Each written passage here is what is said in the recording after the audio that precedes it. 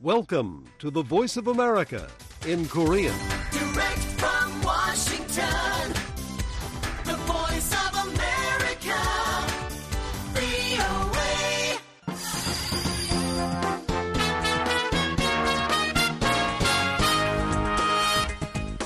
여러분 안녕하십니까? 여기는 미국의 수도 워싱턴에서 보내드리는 VOA 방송입니다.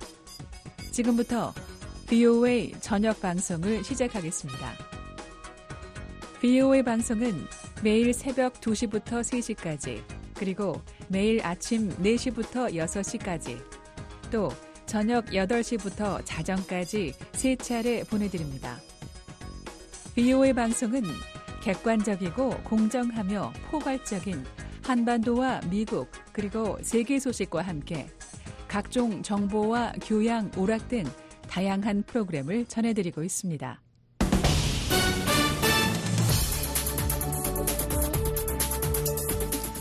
여러분 안녕하십니까? VOA 세계 뉴스입니다. 북한이 오늘 새벽 탄도미사일 2발을 발사했다고 한국합동참모본부가 발표했습니다. 합참은 한반도 시각으로 오늘 오전 5시 5분과 15분쯤 황해남도 장현 일대에서 동북방향으로 발사된 탄도미사일 2발을 각각 포착했다고 밝혔습니다. 합참은 첫 번째 발사된 미사일은 600여 킬로미터를, 두 번째 미사일은 120여 킬로미터를 비행했다며 재원에 대해선 미국과 한국 당국이 정밀 분석 중이라고 설명했습니다. 이어 북한의 미사일 발사는 한반도의 평화와 안정을 심각하게 위협하는 명백한 도발 행위로 강력히 규탄한다고 밝혔습니다. 이성준 합참 공보실장은 브리핑에서 1차 발사 미사일은 600여 킬로미터를 정상 비행했지만 2차 발사 미사일은 초기 단계에서 비정상적으로 비행했을 가능성이 있다고 평가했습니다. 북한의 탄도미사일 발사는 지난달 26일 이후 닷새 만입니다. 미군 인도태평양 사령부는 어제 발표한 성명에서 북한의 탄도미사일 발사를 인지하고 있으며 한국, 일본을 비롯한 영내 동맹국 파트너들과 긴밀히 협의하고 있다고 밝혔습니다. 그러면서 미국은 북한 정권의 탄도미사일 발사 행위를 규탄하며 더 이상의 불법적이고 불안정한 행동을 자제할 것을 촉구한다고 강조했습니다. 일본이 오늘 새로운 주력 대형 로켓을 통해 첨단 관측 위성을 지구 궤도에 올리는데 성공했습니다. 일본 우주항공연구개발기구 JAXA는 오늘 규슈 남부 다네가시마 우주센터에서 지극 관측 위성인 다이치 4호를 H3 3호기 로켓에 실어 발사했다며 발사 16분 후 예정대로 목표 궤도에 진입했다고 발표했습니다. 다이치 4호는 첨단 관측 위성으로 주로 화산이나 지진 활동 등 재난 대응과 지도 제작, 데이터 수집에 사용될 예정입니다. 다이치 4호는 또 일본 방위성이 개발한 적외선 센서를 통해 미사일 발사 등 군사 활동도 모니터링할 수 있다고 AP통신은 전했습니다. 야마카와 히로시 우주항공연구개발기구 이사장은 이날 발사 성공은 우주 접근성과 국제 경쟁력 확보를 위한 큰 첫걸음이라면서 연이은 두 번의 성공이 일본 안팎의 신뢰를 얻는 데 도움이 될 것이라고 말했습니다. 이스라엘이 오늘 가자 지구에서 구금 중이던 주요 병원 관계자 등 팔레스타인인 55명을 석방했다고 팔레스타인 보건당국자가 밝혔습니다. AP통신 등에 따르면 이스라엘은 지난 11월 가자 지구 내 알시파 병원을 급습해 체포했던 이 병원의 모하메드 아부 셀미야 국장 등 55명을 석방했습니다. 아부 셀미야 국장은 석방 뒤 팔레스타인 언론이 방영한 영상을 통해 이스라엘 당국이 팔레스타인 수감자들에게 매일 신체적, 정신적 굴욕을 가하고 있다고 비난했습니다. 하지만 이스라엘 당국은 이 같은 주장을 부인했습니다. 이스라엘은 팔레스타인 무장정파인 하마스와 다른 무장단체들이 병원을 군사적 목적으로 악용하고 있다고 비난하고 있습니다. 팔레스타인 보건당국자들은 하지만 이스라엘의 공습으로 가자 지구 내 여러 병원이 문을 닫거나 서비스를 대폭 축소해 민간인들이 어려움을 겪고 있다고 밝혔습니다. 러시아 국방부는 오늘 우크라이나가 러시아 영토로 발사한 드론 36기를 격추했다고 밝혔습니다. 러시아 국방부는 우크라이나와 인접한 브란스크 지역 상공에서 18기, 쿠르스크에서 9기, 벨고로드에서 9기의 드론을 방공망으로 격추했다고 주장했습니다. 브랜스크와 크루스크 지역 주지사들은 텔레그램을 통해 이번 공격으로 인한 부상자나 광범위한 피해는 없었다고 밝혔습니다. 로이터 통신은 그러나 러시아 당국이 우크라이나의 공격으로 인한 피해를 공개하지 않는 경우가 많아 사실 여부는 확인하기 어렵다고 전했습니다. 우크라이나는 이에 대해 아직 확인하지 않고 있습니다. 한편 볼로디미르 젤렌스키 우크라이나 대통령은 지난 한 주 동안 러시아군이 우크라이나 공격에 800발 이상의 활공폭탄, 즉 글라이드 폭탄을 사용했다고 비난했습니다. 어제 실시된 프랑스 총선 1차 투표에서 극우 정당인 국민연합이 득표율 1위를 기록했습니다. 프랑스 내무부에 따르면 이날 조기 총선 1차 투표에서 국민연합은 33.1%의 득표율로 1위, 좌파 연합인 신민중 전선은 28%로 2위, 에마뉘엘 마크롱 대통령이 이끄는 집권여당 르네상스 등 범여권은 득표율 20%로 3위를 차지했습니다. 마린 르펜 국민연합 지도자는 1차 투표 확정 뒤 마크롱의 범여권 진영은 사실상 전멸됐다고 주장했습니다. 세계뉴스였습니다.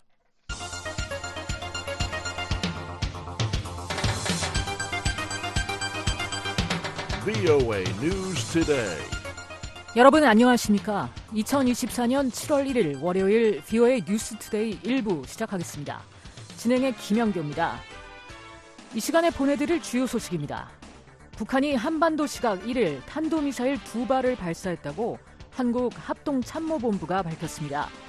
미국 인도태평양 사령부는 미국은 북한의 탄도미사일 발사 행위를 규탄하며 더 이상의 불법적이고 불안정한 행동을 자제할 것을 촉구한다고 밝혔습니다. 유엔 안보리가 공식 회의를 열고 북한과 러시아 간 무기 거래 문제를 논의했습니다. 미국은 북러 협력이 국제 평화와 안보에 대한 위협이라며 주요 국가들이 영향력을 사용할 것을 촉구했습니다. 북러 무기 거래 정황을 노출했던 라진항에서 또다시 대형 선박이 발견됐습니다. 블라디미르 푸틴 러시아 대통령이 북한을 다녀간 뒤 입항한 첫 대형 선박이어서 양국 간 추가 합의의 결과물인지 주목됩니다. 내일 북한 날씨 전 지역 대체로 흐리고 비 오겠습니다. 최저기온은 9도에서 23도, 최고기온 19도에서 29도, 바다의 물결 동해 앞바다 0.5에서 2m, 서해 앞바다 0.5에서 2.5m 일겠습니다. 첫 소식입니다. 북한이 1일 새벽 단거리 탄도미사일 SRBM으로 추정되는 발사체 2발을 쐈습니다. 2발 중 한 발은 정상 비행에 실패해 평양 인근 내륙에 떨어졌을 가능성이 제기되고 있습니다. 서울에서 김환용 기자가 보도합니다. 한국합동참모본부는 황해남도 장현 일대에서 1일 오전 5시 5분과 15분께 동북 방향으로 발사된 탄도미사일 2발을 각각 포착했다고 밝혔습니다. 합참은 5시 5분께 발사된 북한의 단거리 탄도미사일은 600여 킬로미터를 비행했고 5시 15분께 발사된 탄도미사일은 120여 킬로미터를 비행했으며 재원에 대해선 한미가 정밀 분석 중이라며 군은 북한 미사일 발사 시 즉각 포착해 추적 감시했고 미일 측과 관련 정보를 긴밀하게 공유했다고 전했습니다. 합참은 북한의 미사일 발사는 한반도의 평화와 안정을 심각하게 위협하는 명백한 도발 행위로 강력히 규탄한다며 군은 굳건한 한미연합 방위태세하에 북한의 다양한 활동에 대해 예의주시하면서 어떠한 도발에도 압도적으로 대응할 수 있는 능력과 태세를 유지할 것이라고 밝혔습니다. 한국 군당국은 이번에 발사된 탄도미사일 2발 모두 단거리 탄도미사일인 북한판 이스칸데르 계열의 KN-23, 즉 화성 11형으로 추정하고 있습니다. 북한이 2발의 미사일을 쏘면서 서로 다른 종류의 미사일을 시험했을 가능성이 작다는 점에서 2발 중 사거리가 짧은 한 발은 화성 11형 발사가 실패한 때문이라는 관측이 나옵니다. 한국 군당국은 첫 번째로 발사된 미사일은 600여 킬로미터를 비행해 동해상인 함경북도 청진시 앞바다에 탄착한 것으로 파악했습니다. 두 번째로 발사돼 120킬로미터를 날아간 탄도미사일은 평양 인근 내륙에 추락했을 가능성이 있습니다. 황해남도 장현에서 동북 방향으로 120km 지점은 평양 동쪽 지역에 해당합니다.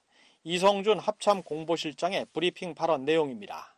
2차 발사한 북한의 미사일은 초기 단계에서 비정상적으로 비행했을 가능성이 있습니다. 비정상 비행 중 폭발하였다면 잔해가 내륙에 떨어졌을 가능성도 있습니다. 북한은 작년 3월에도 장현 일대에서 화성 11형 2발을 발사했고 두 발 모두 약 610km를 비행해 청진 앞바다에 탄착했습니다. 군 당국은 다만 북한이 사거리 300km 이하인 새로운 종류의 근거리 탄도미사일을 시험 발사했을 가능성도 배제하지 않고 있습니다. 한국 정부 산하 국책연구기관인 통일연구원 홍민 박사는 미사일이 내륙에 떨어졌기 때문에 발사 실패일 가능성이 높다고 말했습니다. 같은 장소에서 발사했는데 120밖에 안 날아갔다라면은 해상에 떨어진 것이 아니라 육지에 떨어졌을 가능성이 높거든요. 만약에 의도적으로 짧은 거리를 쏘는 실험이었다면 굳이 거기서 쏠 이유가 없고 그렇기 때문에 실패의 가능성이 있다 이렇게 봐야 되겠죠.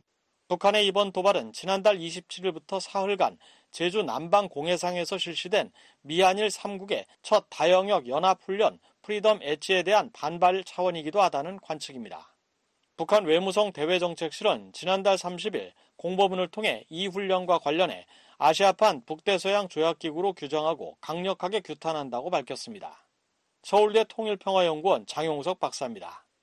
한일 연합훈련에 대한 대응 성격이 1차적으로 있지 않나. 대개 훈련이 진행된 도중에 도발할 수도 있지만 훈련 시작하기 전에 말을 막 뱉어놓고 훈련 끝나고 나서 자기들 필요한 상응 조치를 가능한 범위에서 이제 하는 건데 군사적인 수요, 기술 개발이 됐던 훈련이 됐던 그런 수요까지 다 염두에 두고 자기들이 가능한 범위에서 선택한 대응이 아닌가 싶은 생각이 좀 들죠.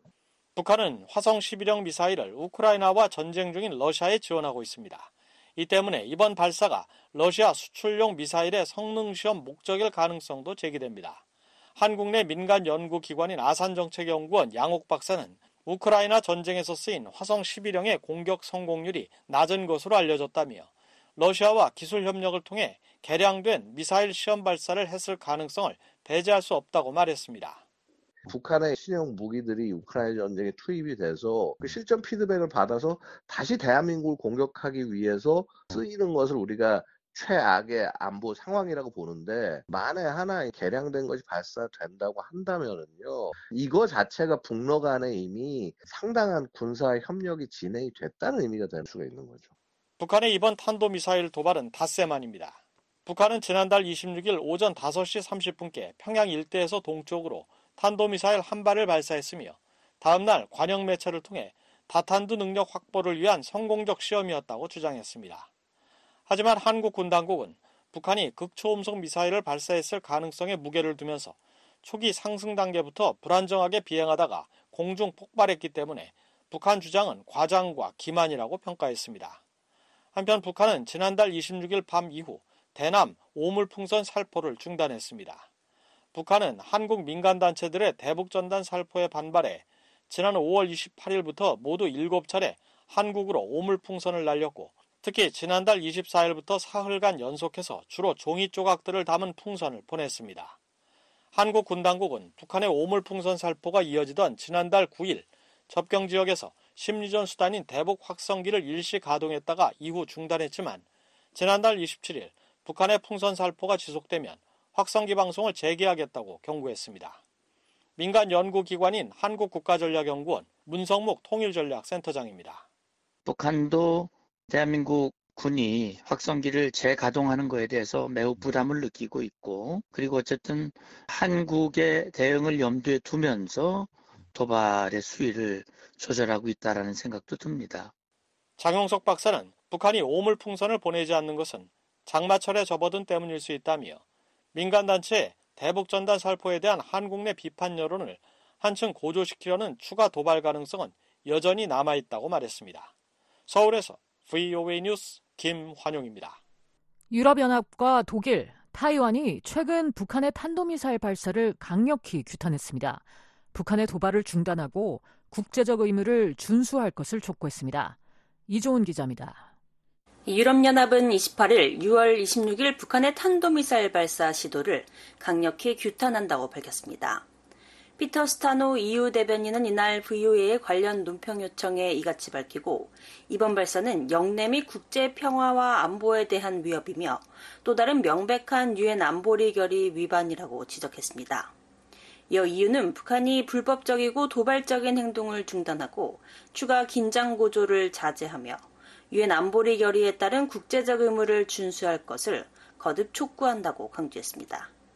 그러면서 한반도의 지속 가능한 평화와 안보를 위한 유일한 길은 북한이 관련 당사국들의 대화 제의를 받아들이는 것이라며 이유는 의미 있는 외교적 프로세스를 지원할 준비가 돼 있다고 스타노 EU 대변인은 밝혔습니다.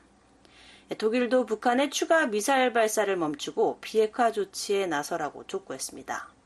독일 외무부는 이날 성명을 내고 이틀 전 북한의 불법적인 탄도미사일 시험을 가능한 가장 강력한 용어로 규탄한다며 단거리 및 중거리 미사일 개발과 시험은 모두 관련 유엔 안보리 결의 위반이며 한반도 및 영내 안보에 대한 노골적인 위협이라고 지적했습니다. 그러면서 우리는 북한이 추가 미사일 발사를 자제하고 국제법에 따른 의무를 준수할 것을 촉구한다며 북한은 대량 살상 무기와 탄도미사일 개발 프로그램을 완전하고 검증 가능하며 불가역적으로 중단해야 할 의무가 있다고 강조했습니다. 러시아에 대한 북한의 무기 제공도 중단하라면서 북러 협력 심화 움직임에도 강한 우려를 표했습니다. 독일 외무부는 우리는 또 북한이 러시아에 대한 불법 무기 공급을 중단할 것을 촉구한다며 이런 무기 공급과 우크라이나에서 러시아의 북한 미사일 사용은 관련 유엔 안보리 결의 위반이자 유럽 안보에 대한 직접적인 위협이라고 지적했습니다. 또한 우리는 북한과 러시아가 군사, 경제, 과학 협력을 강화하기로 합의한 것에 대해 매우 우려하고 있다며 이는 러시아의 우크라이나 침략 전쟁이 야기하는 안보 위협이 국제적 차원이라는 점을 부각시킨다고 밝혔습니다. 이어 이와 관련해 우리는 북한의 탄도미사일 및 대량 살상 무기 개발 프로그램을 지원하는 것은 관련 유엔 안보리 결의에 따라 금지되어 있다는 점을 지적한다고 덧붙였습니다. 타이완도 북한의 계속되는 미사일 발사를 규탄하며 권위주의에 맞선 우방국과의 협력 의지를 재확인했습니다. 타이완 외교부는 27일 발표한 성명에서 북한의 이번 미사일 발사로 영내 긴장이 다시 한번 고조되고 있다며 영내 평화와 안정을 훼손하는 북한의 무모한 미사일 시험 발사를 강력히 규탄한다고 밝혔습니다. 그러면서 우리는 북한의 여러 도발 행위를 면밀히 주시하며 뜻을 같이 하는 국가들과 협력해 권위주의의 확장을 억제하고 규칙에 기반을 둔 국제 질서와 인도태평양 지역의 자유롭고 개방적이며 안정적 번영을 유지할 것이라고 강조했습니다. 앞서 북한 대외관영 조선중앙통신은 27일 미사일 총국이 26일 미사일 기술력 고도화 목표 달성에서 중대한 의미를 가지는 개별기동 전투부 분리와 유도 조종 시험을 성공적으로 진행했다고 밝혔습니다. 북한이 말하는 개별기동 전투부는 다탄두 각계 목표 재도입체를 의미합니다. 한국 군 당국은 북한의 이 같은 주장에 허점이 많다고 반박했습니다. 이성준 합동참모본부 공보실장은 27일 정례 브리핑에서 기만과 과장을 위한 수단에 불과하다고 생각한다며 해당 미사일이 다탄두 분리에 성공한 게 아니라 발사 초기 단계에서 폭발했다는 분석 결과를 밝혔습니다. 전문가들은 북한이 밝힌 170에서 200km 반경은 대기권 밖까지 상승했다가 개별 탄두를 분리하는 제대로 된 다탄두 각계 목표 재도입체 기술을 실험하기에 너무 짧다고 보고 있습니다.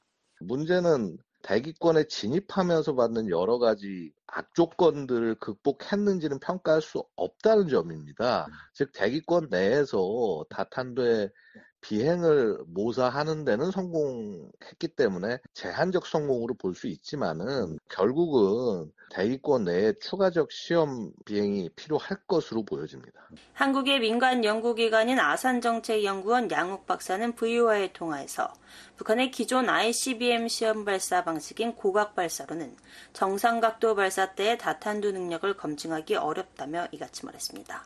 VOA 뉴스 이조은입니다. 유엔 안보리가 공식 회의를 열고 북한과 러시아 간 무기거래 문제를 논의했습니다. 미국은 북러 협력이 국제 평화와 안보에 대한 위협이라며 주요 국가들이 영향력을 사용할 것을 촉구했습니다. 안소영 기자가 보도합니다.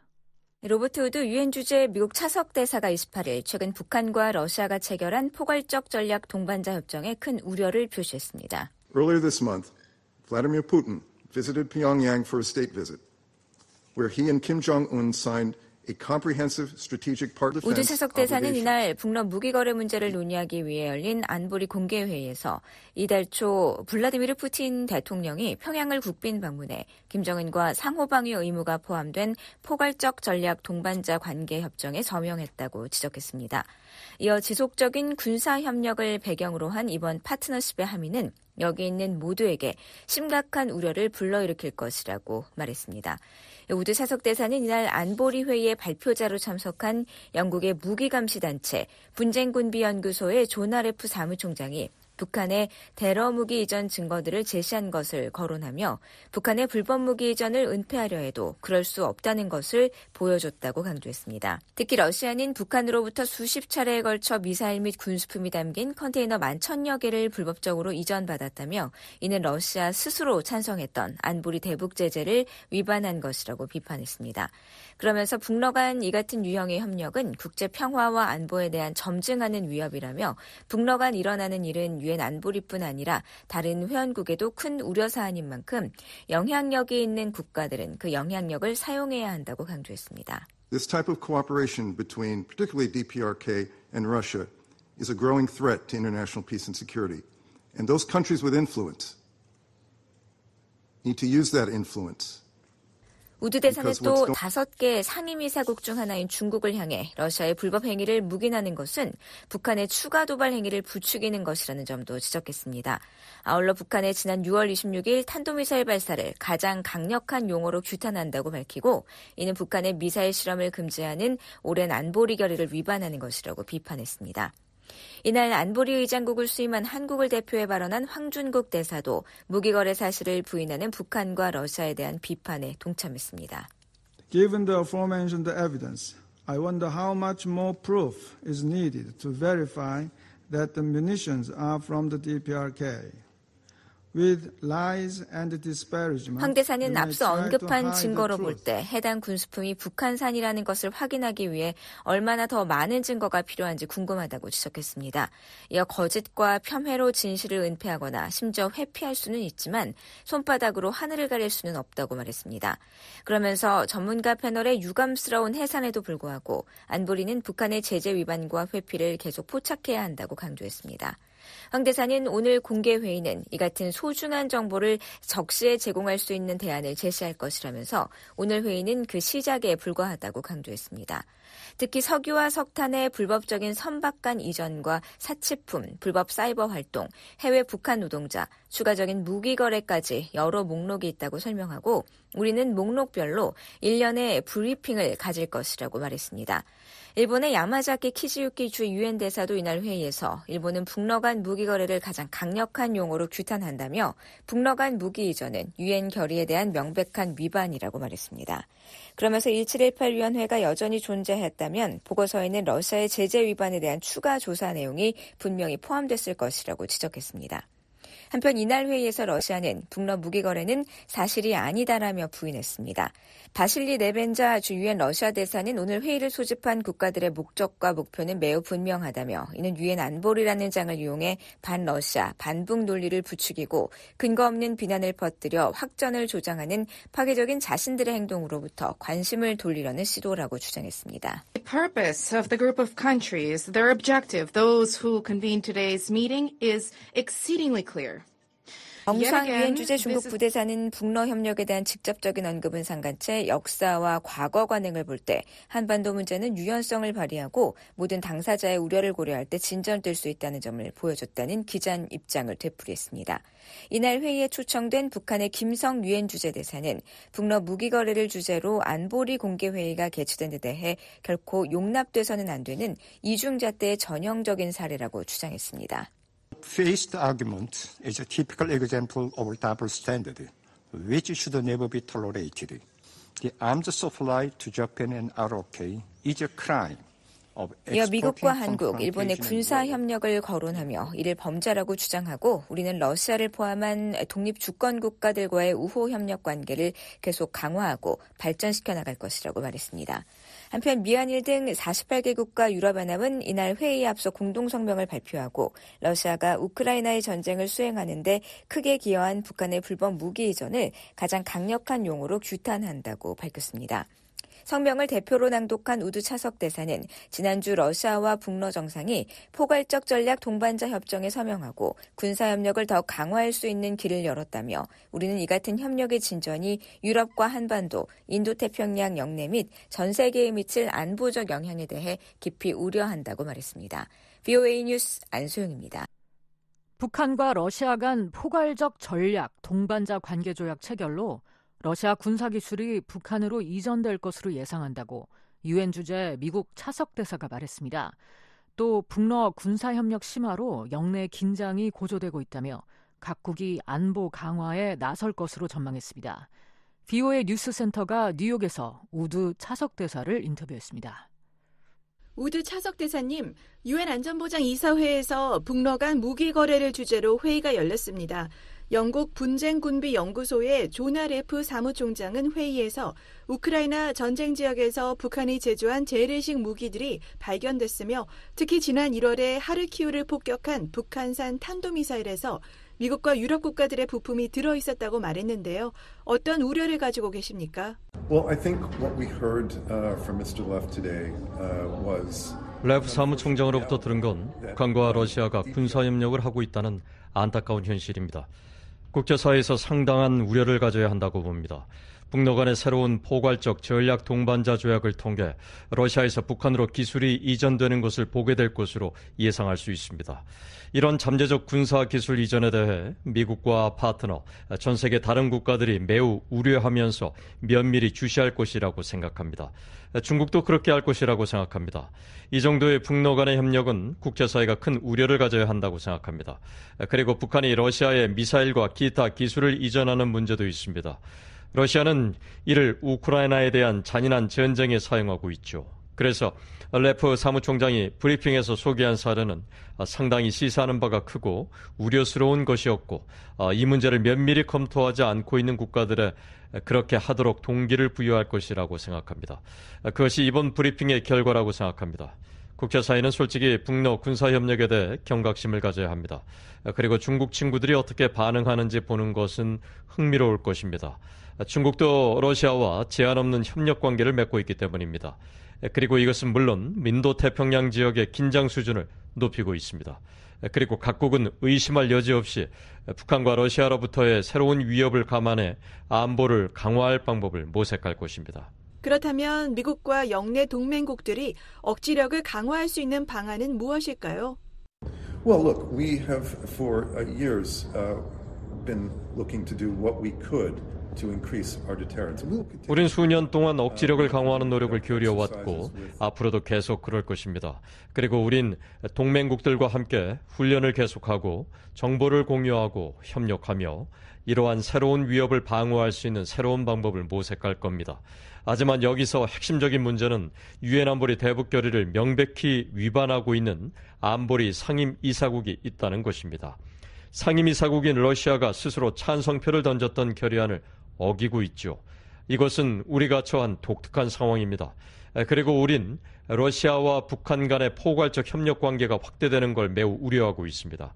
그리고 솔직히 중국도 이 문제에 대해 심각하게 우려해야 한다고 생각합니다. 우리는 억지력을 강화할 방법을 모색하기 위해 물론 파트너들과 긴밀히 협의할 것입니다. 우리는 안보를 개선하는 억지력 강화 조치 없이 북한과 러시아가 이러한 유형의 협력을 계속하는 것을 허용하진 않을 것입니다. 우드 차석 대사님, 러시아의 거부권 행사로 유엔 안보리 대북제재위원회 전문가 패널이 해체됐는데요. 이를 대체할 새로운 기구를 구성하는 데 진전이 있습니까? We're looking at various options to do that because we think the reporting aspect that the panel of experts provide. 다양한 방안을 검토하고 있습니다. 전문가 패널이 제공하던 보고 기능은 사라졌지만 필요한 보고는 계속 위원회에 제공해야 하기 때문입니다.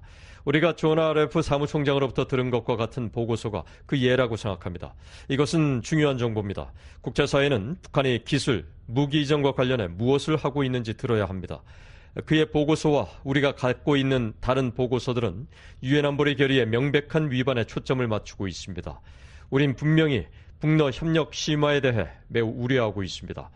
유엔 안보리 상임이사국이 국제평화와 안보를 훼손하기 위해 불량 국가와 협력하는 건 새로운 영역입니다.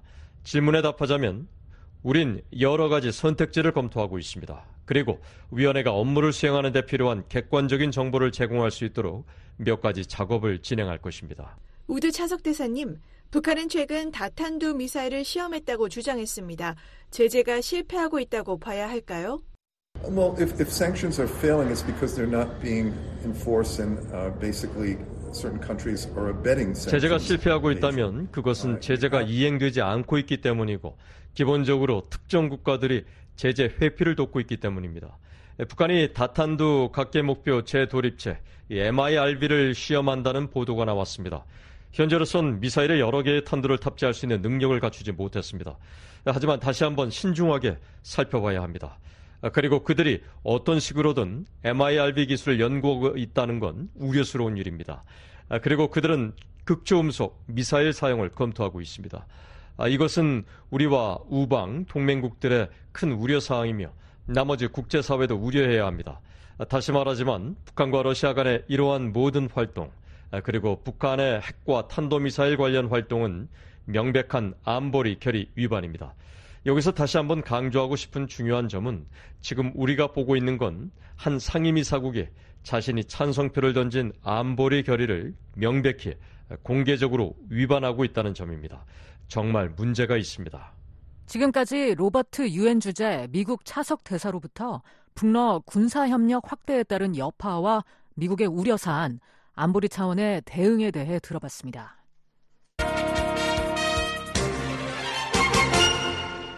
북러 무기거래 정황을 노출했던 라진항에서 또다시 대형 선박이 발견됐습니다. 블라디미르 푸틴 러시아 대통령이 북한을 다녀간 뒤 입항한 첫 대형 선박이어서 양국 간 추가 합의의 결과물인지 주목됩니다. 함지아 기자가 보도합니다. 북러 무기거래 현장으로 알려진 라진항에서 길이 115m 선박이 포착됐습니다. 플래닛랩스의 29일자 위성사진에는 북한 전용으로 알려진 부두에 대형 선박이 선체를 밀착시킨 장면이 담겼습니다. 선박 바로 앞에는 컨테이너로 추정되는 물체가 145m가량 줄지어 있어 선적 작업을 예고하고 있습니다. 앞서 백악관은 지난해 10월 북한이 러시아에 컨테이너 1000개가 넘는 분량의 군사장비와 탄약을 제공했다며 라진항에 약 6m 표준 규격의 해상운송 컨테이너 300여 개가 적재된 장면을 찍은 위성사진 자료를 공개했습니다. 이후 VOA는 지난해 8월 26일 이곳에서 대형 선박이 포착된 이후 2023년 말까지 이 일대를 출입한 선박을 26척으로 추산했으며 올해 1월과 2월에도 약 사흘에 한 척꼴로 선박의 입출항을 확인한 바 있습니다. 하지만 지난 3월 이후 이곳엔 한 달에 약 한두 척의 선박이 입항하는 등 전체적으로 둔화 추세를 보였습니다. 실제로 라진항에서 가장 최근 대형 선박의 컨테이너 선적이 눈에 띈 건 거의 2주 전인 지난 18일입니다. 위성사진만으론 컨테이너 내용물이나 북러 간 무기거래 지속 여부를 확인할 수 없습니다. 그러나 백악관이 공개적으로 지목한 무기거래 현장에 또다시 대형 선박이 출현한 건 의심을 살 만한 움직임입니다. 아울러 지난 19일 북한과 러시아가 정상회담을 통해 군사협력 강화를 합의한 이후 최초로 이뤄진 대형 선박의 입항이란 점에서 그냥 지나치기 어렵습니다. 미국의 전문가들은 러시아에 대한 북한의 무기 지원이 러시아 기술의 이전으로 이어져 북한 핵무기를 급속도로 고도화시킬 수 있다고 우려합니다. 한미연합사 작전참모를 역임한 데이비드 맥스웰 아태전략센터 부대표는 지난 19일 VOA에 최근 북러가 맺은 포괄적 전략 동반자 협정이 러시아와 북한 사이에 더 많은 상호 지원을 가능케 하고 러시아의 선진 기술을 받아들이는 방식으로 북한의 ICBM과 핵 역량 등을 발전시킬 수 있다고 말했습니다. I think that the agreement is going to end up with more mutual support between Russia and North Korea. Certainly North Korea. 또 데니스 와일더 전 백악관 국가안보회의 NSC 아시아 담당 선임 보좌관은 북한과 관련해 염려되는 부분은 이번 조약이 그들을 더 대담하게 만들 수 있다는 점이라고 지적했었습니다. 이날 발견된 컨테이너에 무기가 담겼다면 이는 안보리 대북결의 위반입니다. 유엔 안보리는 결의 1718호 등 다수의 대북결의를 통해 북한의 무기 수출을 금지하고 있습니다. 라진항을 통한 북러 무기거래 의혹이 거세지고 있지만 두 나라는 이를 강하게 부인하고 있습니다. 김남혁 유엔 주재 북한 대표부 3등 서기관은 지난 2월 유엔 총회 회의에서 우리는 러시아와 무기거래를 한 적이 없으며 앞으로도 그럴 계획이 없다고 말했습니다. We have never had arms dealings with the Russian Federation and that we have no plan to do so in the future either. We strongly denounce. 그러면서 무기거래설은 북한에 대한 음해며 불법적인 대북 제재 결의안을 발동해 국제무대에서 북한의 이미지를 훼손하려는 적대 세력을 강력히 규탄한다고 강변했습니다. 드미트리 페스코프 크렘린궁 대변인도 지난해 10월 북러 무기 거래 의혹과 관련해 원칙적으로 모두 근거가 없고 구체적인 내용이 없다고 주장한 바 있습니다. BOE 뉴스 함지아입니다. 미한일 3국 협력 등 적시의 국제공조가 악성 사이버 활동에 대응하는 데 가장 효과적인 방법이라고 주한 미국 대사가 밝혔습니다. 한국은 사이버 공간에서도 미국의 중요한 동맹국이라고 강조했습니다. 이조은 기자입니다. 필립 골드버그 주한 미국 대사는 전 세계 사이버 안보와 관련해 그 범위가 점점 넓어지고 있다는 건 어떤 국가도 혼자서 문제를 해결할 수 없다는 것을 의미한다고 말했습니다. The ever-growing scope of cybersecurity means that no country can get far on its own. 골드버그 대사는 27일 미국의 신미국안보센터와 한국의 아산정책연구소가 인도태평양 지역 사이버 안보를 주제로 개최한 포럼 기조연설에서 이같이 말하고, 그렇기 때문에 미국은 주요 동맹국 및 파트너와 양자 및 다자 간 관여를 하고 있다고 강조했습니다. 특히 한국과 같은 뜻을 같이 하는 동맹국과의 국제협력은 공동의 사이버 생태계에서 회복력을 구축하는 데 필수적이라고 밝혔습니다. 골드버그 대사는 올해 1월 미한 사이버 작전 사령부가 점증하는 사이버 위협에 대한 공동의 방어를 강화하기 위해 첫 사이버 합동 훈련을 실시했다고 말했습니다. In January this year, the Cyber Operations Commands of the United States and the Republic of Korea 또한 미한 양국은 북한 등의 사이버 위협에 대응하기 위한 3국 간 역량 강화 노력에서 일본과 긴밀히 협력해왔다고 밝혔습니다. 그러면서 미국은 적시에 이루어지는 국제공조와 협력이 평시 악의적인 사이버 활동에 대응하는 가장 효과적인 방법 중 하나라고 믿는다고 강조했습니다. 사이버 안보를 훼손하는 북한의 불법 행위도 비판했습니다. Complicating these efforts are malign actors seeking to exploit vulnerabilities in cyberspace. 골드버그 대사는 이런 사이버 안보 공조 노력을 복잡하게 만드는 건 사이버 공간의 취약점을 악용해 목적을 달성하려는 악의적인 행위자들이라며, 랜섬웨어 공격을 통해 사적 이익을 위한 돈을 갈취하려는 범죄자나 불법 핵 프로그램을 발전시키기 위해 사이버 역량을 사용하는 북한과 같은 국가들이라고 지적했습니다. 사이버 안보 공조는 다른 분야에서의 협력을 지원한다는 점도 강조했습니다. 골드버그 대사는 한국은 다른 많은 군사 및 안보 협력 분야와 마찬가지로 사이버 공간에서도 미국의 중요한 동맹국이라고 말했습니다. The Republic of Korea is a vital U.S. ally in cyberspace, as in so many other areas of military and security cooperation. 이어 사이버 안보는 한국은 물론 더 넓은 인도태평양 지역과의 관여에서 미국에 매우 중요하다며, 이는 군사, 정보, 비즈니스 전반에 걸친 우리의 협력 관계를 뒷받침한다고 밝혔습니다. 그러면서 이런 파트너십의 강점은 우리가 공유하는 사이버 안보 역량의 강점과 사이버 위협에 대한 시스템의 회복력에 달려있다고 밝혔습니다. 실제로 미국과 한국은 2022년 미한 안보협의 회의에서 합의한 데 따라 지난 1월 한국 사이버 작전 사령부 훈련장에서 사이버 동맹 훈련을 실시했습니다. 양국이 사이버 훈련을 공동으로 실시한 건 처음이었습니다.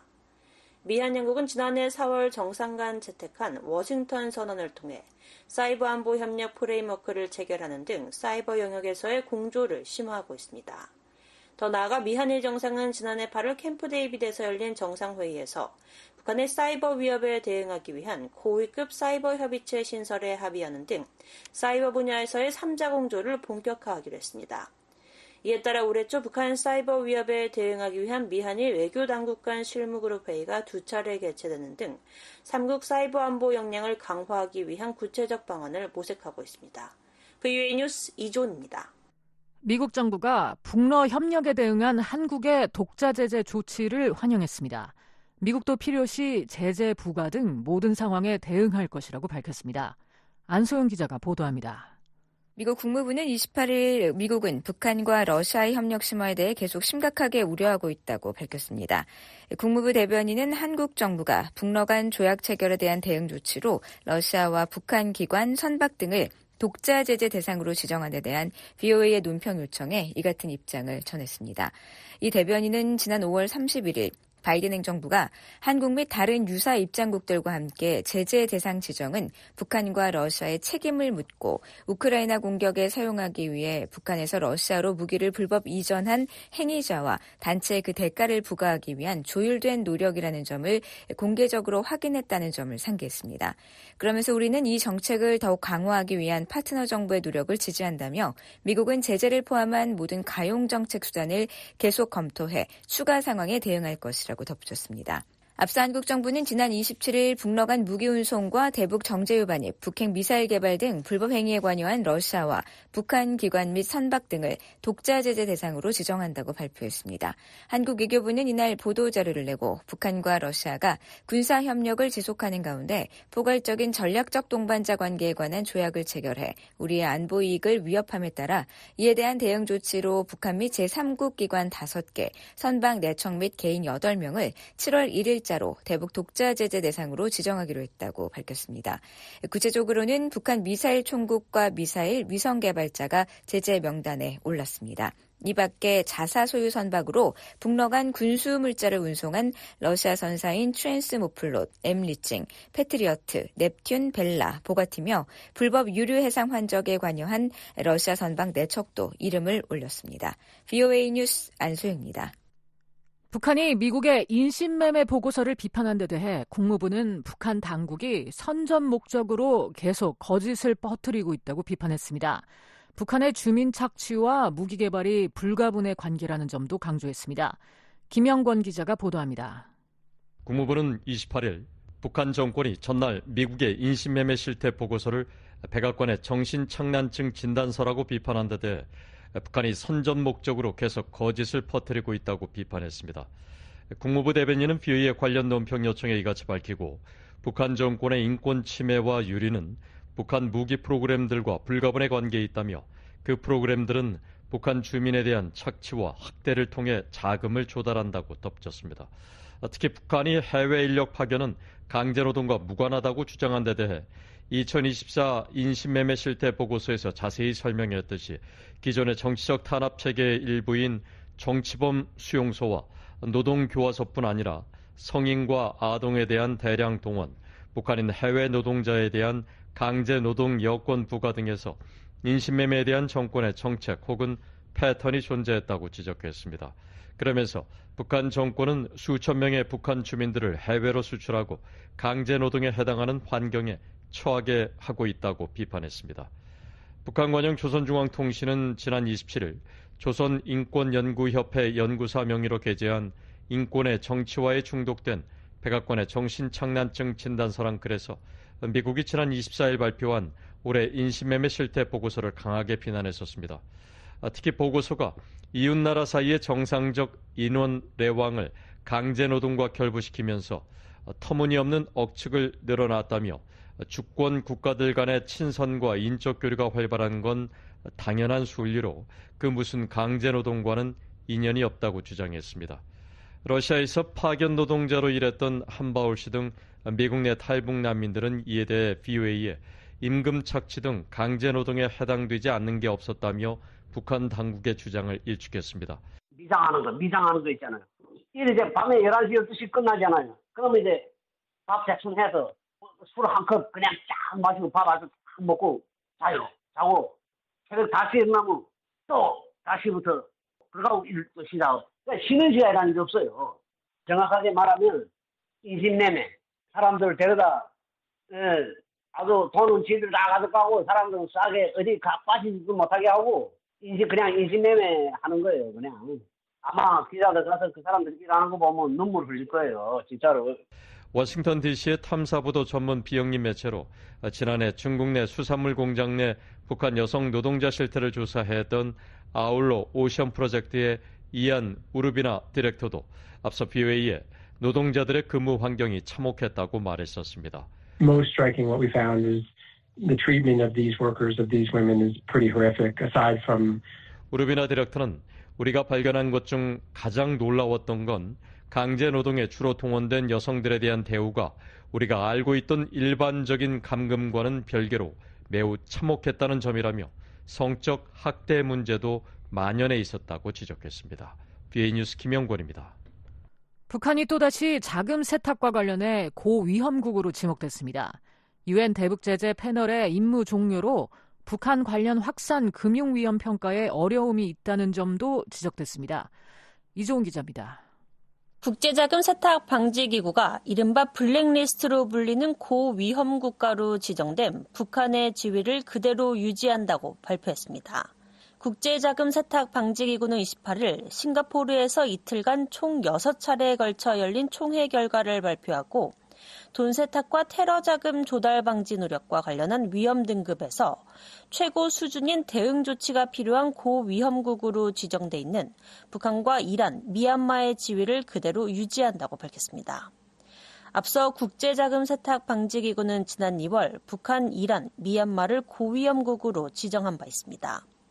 다만 당시 결정은 신종 코로나 바이러스 사태로 관련 검토가 중단됐던 2020년 2월 이전 상황을 반영한 것이었습니다. 국제자금 세탁 방지기구는 이번 발표에서 북한이 자금 세탁 방지 및 테러 자금 조달 방지 체제의 중대한 결함을 계속 해소하지 못하고 대량 살상 무기 확산 및 자금 조달과 관련된 불법 활동을 통해 심각한 위협을 가하고 있는데 우려하고 있다고 밝혔습니다. 유엔 안보리 결의에 따른 금융제재의 철저한 이행과 북한 관련 위험으로부터 국제 금융 시스템을 보호하기 위한 대응 조치를 회원국들에 촉구해왔다는 점도 상기시켰습니다.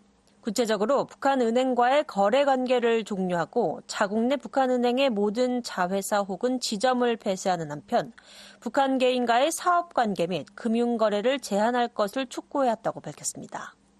그러나 이런 요청에도 불구하고 지난 2월 지적했듯이 북한은 국제금융 시스템과의 연결성을 강화해 확산금융 위험을 높이고 있다며 따라서 경계를 강화하고 북한에 대한 대응 조치의 이행과 집행을 갱신해야 한다고 강조했습니다.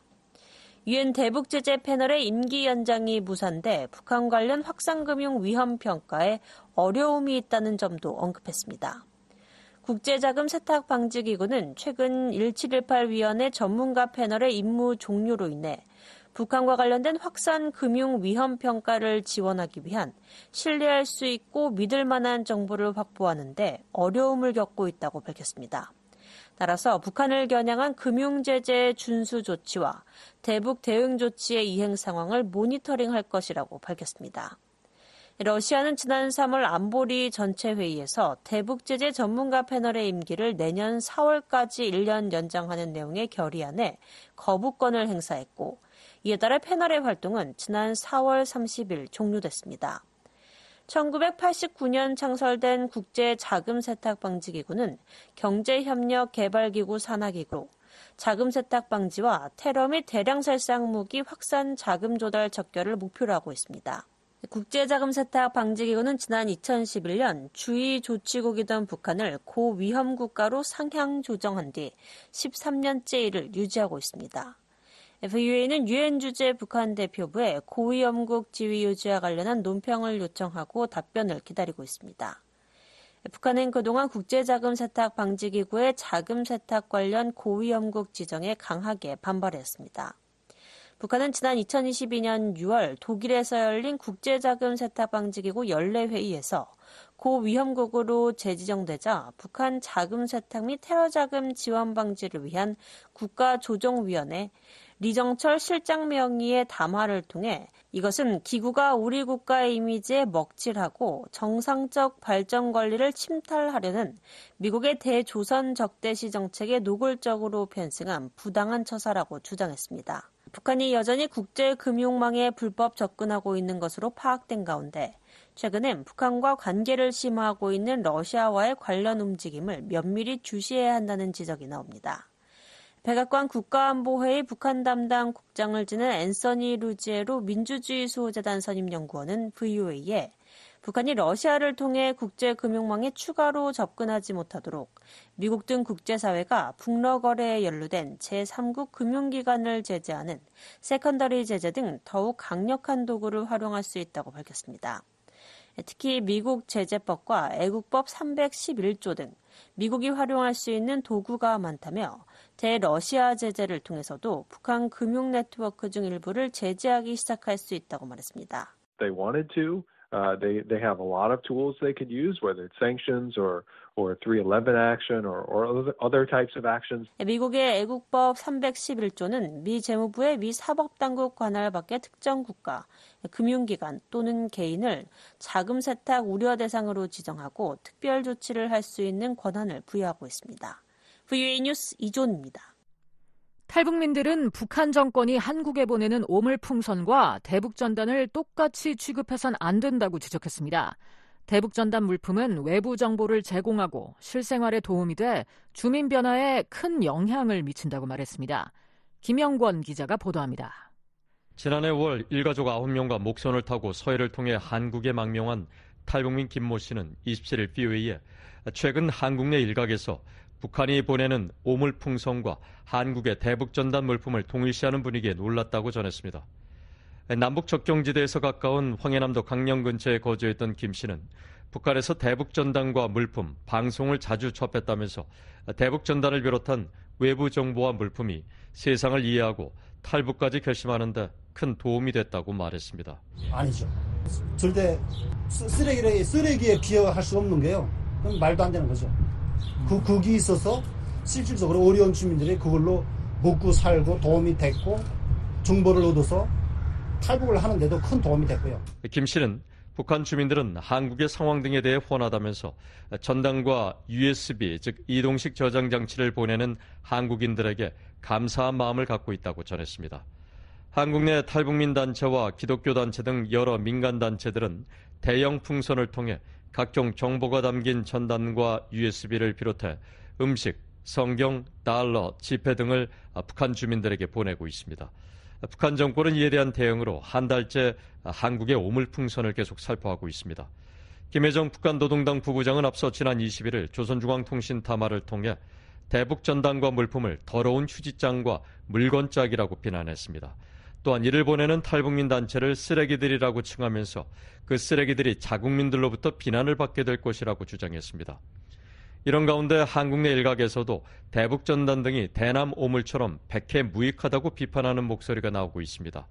한국 국회 한 야당 의원은 최근 한국이 북한으로 보내는 풍선은 인도적 행위이고 북한 정권이 보내는 풍선은 치졸하고 저급한 국제법 위반이라고 말하는 건 이중잣대라며 북한에도 대북 풍선에 안전 문제가 걸려 있다고 말한 바 있습니다. 이 같은 주장에 대해 탈북민들은 안타깝다는 반응을 보였습니다. 황해남도 배천군에서 살다가 지난 2014년 서해를 통해 망명한 한설송 씨입니다. 본인이 직접 겪어보지 못한 일에 대해서 추측을 하는 거는 되게 맞지 않다고 생각을 하고요. 대부분 탈북민들이 북한에서 그 전단을 경험했던 탈북민들은 그 전단 자체가 그 사회에 큰 거의 뭐 광명가도 같은 역할을 한다라고 그 경험을 다 말하고 있고, 저도 그때 전단을 봤을 때 너무 큰 충격이었고 생각이 많이 바뀌게 되는 그런 계기였습니다. 쓰레기일 수가 없죠. 북한 4.25 체육단 복싱 국가대표 상비군 출신인 한 씨는 김 씨 일가에 대한 세뇌 교육을 받아왔던 자신에게 대북 전단의 정보는 그 같은 교육이 잘못된 것임을 알려줬다며 대북 전단은 충격이자 희망이었다고 말했습니다. 지난 2011년 군복무 중 서해를 통해 망명한 정우혁 씨도 대북 전단이나 물품이 주민들에게 미치는 영향은 한국인들이 상상하는 것보다 훨씬 크다고 말했습니다. 내가 그 군대 말년에 지금 여기 그러니까 마지막 해에 왔거든요. 근데 우리 입대할 때 하던 그 생각하고 지금 들어오는 애들 있잖아요. 그러니까 내가 그때 14년 전에 그때 금방 들어온 애들. 이게 생각이 완전 다르더라고요, 이제. 근데 지금은 북한 사람들도 이게 그 차이가 많이 나가지고 다 알거든요. 북한이 못 살고 독재국가 이걸 다 알아요, 북한이. 근데 그 삐라를 보면 그게 또 뭐 여기서 뭐 돈이라고 보내면 그 도움 되고 그거 주는 사람들 그 사람들은 뭐 그냥 도움 되죠. 돈 뭐 이런 음식물 남이. 지난 2011년 황해남도 해주에 살다가 일가족과 함께 목선을 타고 한국에 망명한 김영철 씨는 대북 전단에 담긴 물품들은 직접 사용하거나 팔 수도 있어 생계에도 도움이 된다고 설명했습니다. 북한에 주는 그 오물이 아니고 보물이라고 그러거든요. 보물. 한국에서 오는 보물. 오물이라고 절대 안 합니다. 북한 주민들은. 우리가 오물이라고 그러지 보물이라고 하거든요. 아이 그거 브리지어 같은 거 스타킹 양말 같은 거 하나만 주워봐요. 그거 베르리오 신을 건데 없거든요. 북한에 그거. 탈북민들은 북한 당국이 한국의 대북 전단에 강하게 반발하는 건 그만큼 북한 주민들에 미치는 영향력이 크다는 방증이라고 지적했습니다. 또한 북한이 오물이 담긴 풍선을 보내 대응하는 건 한국 국민에 영향을 미칠 만한 우수한 물품이 없기 때문이라고 말했습니다. 그러면서 북한 주민들이 이제 남북한의 실상을 어느 정도 아는 만큼 대북 전단에 담기는 정보 내용도 한 단계 업그레이드 될 필요가 있다고 말했습니다. BA 뉴스 김영권입니다. 지금까지 VOA 뉴스 투데이 1부 보내드렸습니다. 잠시 후엔 미국 정부의 견해를 반영하는 논평, VOA 세계뉴스, 뉴스 투데이 2부가 방송되겠습니다.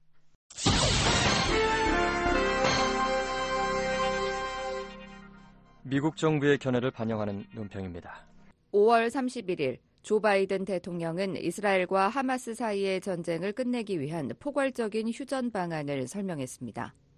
토니 블링컨 국무장관은 그것은 모든 인질을 석방하고 가자 지구에 대한 지원을 늘리며 이스라엘의 안전을 보장하고 전쟁을 지속적으로 끝내는 경로를 제시하며 가자 지구를 대규모로 재건하는 핵심 원칙에 뿌리를 두고 있다고 말했습니다.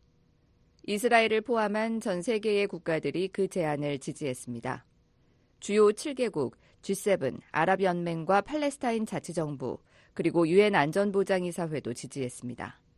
블링컨 장관은 이 제안이 하마스가 지난 5월 6일 내놓은 제안과 사실상 같은 것이라고 말했습니다. A deal Israel's accepted and Hamas could have answered with a single word. Yes. Instead, 블링컨 장관은 이 휴전안은 이스라엘이 이미 수용한 것으로 하마스는 예스라는 단 한마디로 대답할 수 있었다고 말했습니다. 그러면서 하지만 하마스는 거의 2주를 늦췄으며 또 많은 변화를 제안했는데 이는 이전에 취했던 입장과 또 전에 수용했던 것과는 다른 것이라고 말했습니다. 이어 그 결과 하마스가 10월 7일 이스라엘 민간인을 잔인하게 공격하면서 시작된 전쟁은 계속될 것이며 더 많은 사람들이 고통받을 것이라며 더 많은 팔레스타인 사람들이 고통받을 것이고 더 많은 이스라엘 사람들이 고통받을 것이라고 말했습니다. 블링컨 장관은 하마스가 새로 제안한 내용 중 일부는 효과가 있지만 일부는 효과가 없다고 말했습니다. In the days ahead, we are going to continue to push on an urgent basis with our partners, with Qatar, with Egypt. 블링컨 장관은 앞으로 우리는 이스라엘과 팔레스타인, 이 지역 그리고 실제로 전 세계의 이익에 부합한다는 것을 알기 때문에 이 휴전안을 성사시키기 위해 파트너들과 카타르, 이집트와 함께 긴급한 기반 위에 계속 추진할 것이라고 말했습니다. 그러면서 우리 모두는 이 휴전안이 국제사회 전체가 지지하는 휴전 제안의 원칙에 근거해야 한다는 것에 동의하고 있다고 말했습니다. 또 앞으로 우리들은 며칠간 하마스가 이 제안을 받아들이지 않아 생긴 간극들을 메울 수 있는지 살펴봐야 한다고 말했습니다. 그러면서 결국 하마스는 결단을 내려야 한다며 이제 실랑이를 멈추고 휴전이 시작돼야 한다며 아주 간단한 일이라고 강조했습니다. 미국 정부의 견해를 반영한 논평이었습니다. 이에 대해 의견이 있으신 분은 편지나 팩스, 전자메일을 보내주시기 바랍니다. 주소는 Voice of America, 약자로 VOA를 쓰신 뒤 코리안 서비스, 주소 330 Independence Avenue, SW, 워싱턴 DC 20237 USA입니다. 전자메일은 korean@voanews.com으로 보내주시기 바랍니다.